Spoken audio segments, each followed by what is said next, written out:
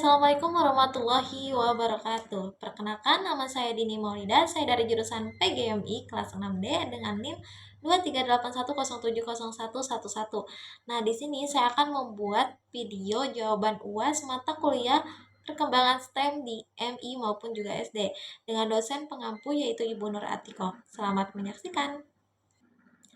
Oke, baik, di sini saya akan menjawab pertanyaan yang pertama, yaitu studi kasus yang pertama, kegagalan transfer pengetahuan yang dialami oleh 70% siswa kelas 5 MI menunjukkan bahwa pemahaman yang diperoleh siswa dari media video belum berhasil diterapkan dalam aktivitas praktik.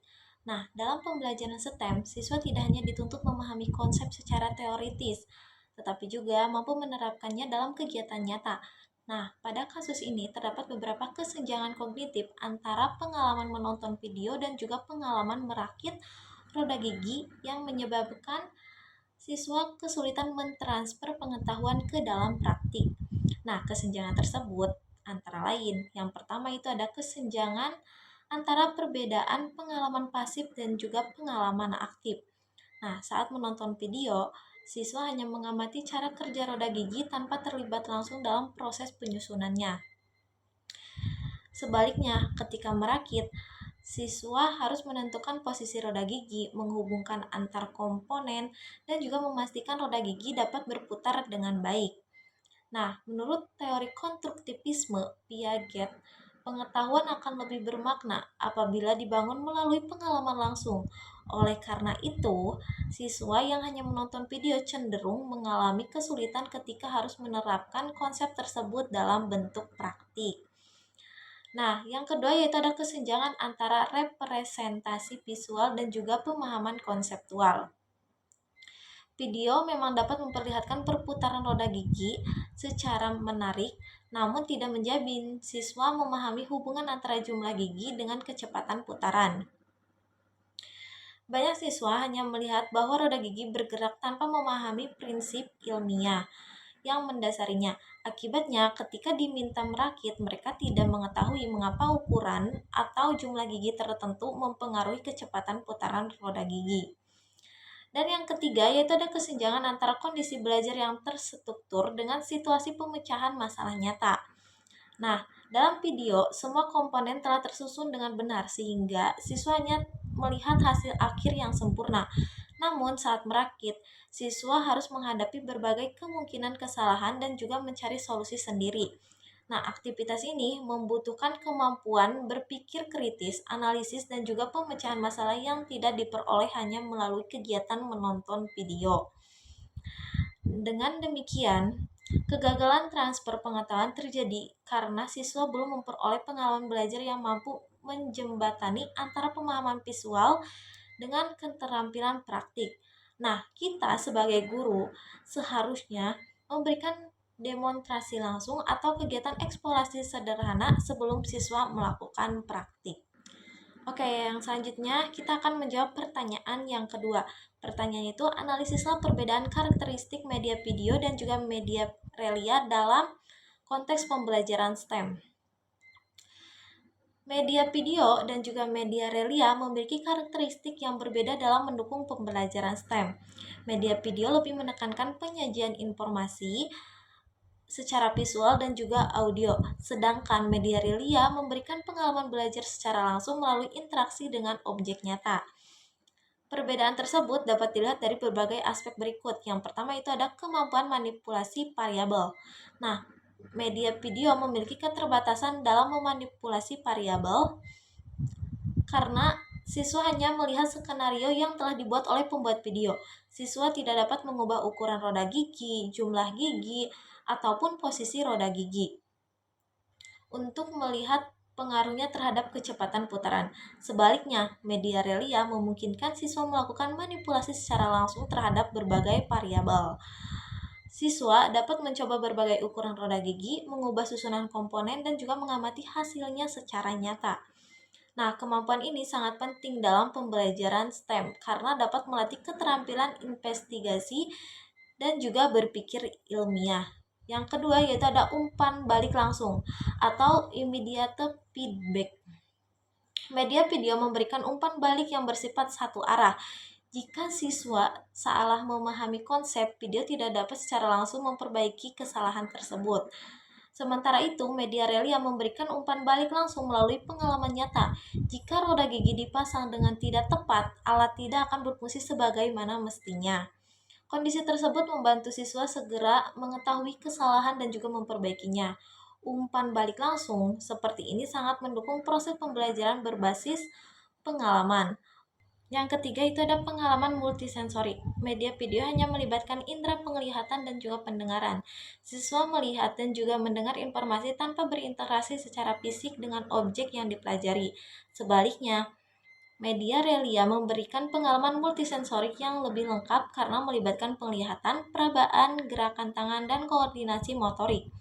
Nah, menurut teori perkembangan kognitif Piaget, anak usia 10-11 tahun ini masih membutuhkan pengalaman konkret untuk memahami konsep secara mendalam. Oleh karena itu, media realia lebih sesuai digunakan dalam pembelajaran STEM yang menekankan aktivitas eksplorasi dan juga praktik langsung. Oke, baik, di sini saya akan menjawab studi kasus yang kedua, yaitu pertanyaannya itu analisislah 3 keterbatasan mendasar media statis atau poster untuk mengajarkan konsep sistem dinamis seperti siklus air. Nah, jawabannya, poster merupakan media pembelajaran statis yang efektif untuk menyajikan informasi visual, tetapi memiliki keterbatasan dalam menjelaskan konsep yang bersifat dinamis seperti siklus air.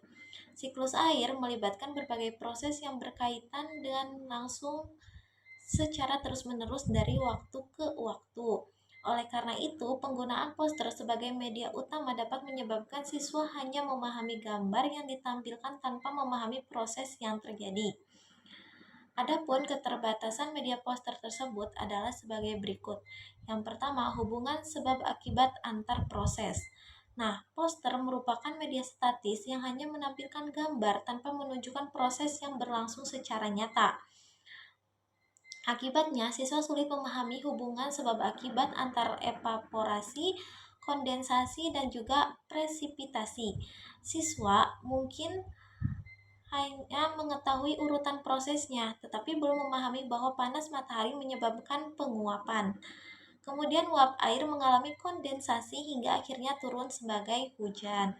Karena hubungan sebab akibat tidak terlihat secara langsung, pemahaman siswa cenderung terbatas pada hafalan, istilahnya tanpa memahami keterkaitan antar proses. Nah, yang kedua itu ada variabel yang mempengaruhi kecepatan siklus. Siklus air dipengaruhi oleh berbagai faktor seperti suhu, kelembaban udara, intensitas cahaya matahari, dan juga kecepatan angin. Namun, poster tidak mampu menunjukkan bagaimana perubahan faktor-faktor tersebut mempengaruhi jalannya siklus air. Akibatnya, siswa tidak memperoleh pemahaman bahwa kondisi lingkungan dapat mempercepat atau memperlambat proses penguapan maupun pembentukan awan. Padahal, pemahaman tentang variabel merupakan bagian penting dalam pembelajaran STEM. Nah, yang ketiga yaitu ada perubahan kondisi dari waktu ke waktu. Siklus air merupakan proses yang berlangsung secara terus-menerus dan juga melibatkan perubahan kondisi dari cair menjadi uap, kemudian menjadi awan, dan kembali menjadi air hujan. Nah, poster hanya menampilkan gambar diam sehingga tidak dapat memperlihatkan perubahan tersebut secara bertahap. Akibatnya, siswa kesulitan memahami bahwa siklus air merupakan suatu proses yang berlangsung sepanjang waktu dan juga saling berhubungan secara berkelanjutan. Nah, di sini juga saya akan menjawab studi kasus yang kedua soal nomor 2. Yaitu jawabannya, kesalahan desain instruksional guru dalam kasus ini dapat dilihat dari berbagai aspek berikut. Yang pertama yaitu penggunaan media yang kurang sesuai. Nah, di sini saya akan menjawab studi kasus yang kedua, yaitu nomor 2. Jawabannya, kesalahan desain instruksional guru dalam kasus ini dapat dilihat dari berbagai aspek berikut. Yaitu yang pertama, penggunaan media yang kurang sesuai dengan tujuan pembelajaran. Tujuan akhir kegiatan adalah membuat alat penampung air hujan sederhana yang termasuk dalam aspek engineering pada pembelajaran STEM. Namun, media yang digunakan hanya berupa poster statis yang lebih cocok untuk mengenalkan konsep dasar. daripada mendukung proses perancangan alat. Akibatnya, siswa kurang memperoleh pemahaman yang dapat diterapkan dalam kegiatan rekayasa atau pembuatan alat. Yang kedua yaitu asumsi bahwa siswa dapat memahami konsep secara mendalam hanya dengan melihat gambar. Guru menganggap bahwa poster yang detail dan menarik akan membuat siswa memahami siklus air dengan baik. Padahal, siswa kelas 3 masih berada pada tahap operasional konkret, sehingga lebih membutuhkan pengalaman langsung melalui percobaan, demonstrasi, atau pengamatan nyata dibandingkan hanya mengamati gambar. Oleh karena itu, siswa cenderung meniru apa yang dilihat tanpa memahami konsep yang mendasarinya. Terus yang ketiga yaitu tidak adanya kegiatan eksplorasi sebelum proses perancangan alat. Nah, dalam pembelajaran STEM, siswa seharusnya diberi kesempatan melakukan pengamatan dan percobaan sederhana terlebih dahulu. Misalnya, mengamati proses penguapan dan juga pengembunan menggunakan air panas dan tutup gelas.